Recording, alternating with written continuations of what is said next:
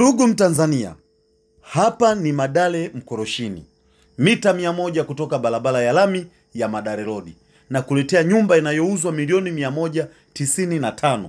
Nyumba hii ina vyumba 4 vya kulala, sitting room, dining room, kitchen and store. Nyumba ni nzuri sana kama unavyoona kwenye hiyo video. Imenyoka zaidi ya kiwango cha lami. Ina hati miliki kutoka Wizara ya Ardhi.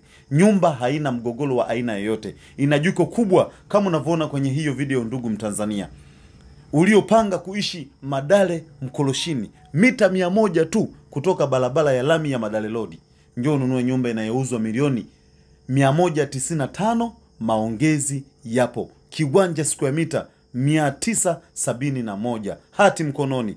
Nyumba haina changamoto yoyote, inafikika vyema sana. Mita 100 tu kutoka barabara ya lami. Nyumba haina mgogoro wowote. Muuzaji ni mmoja.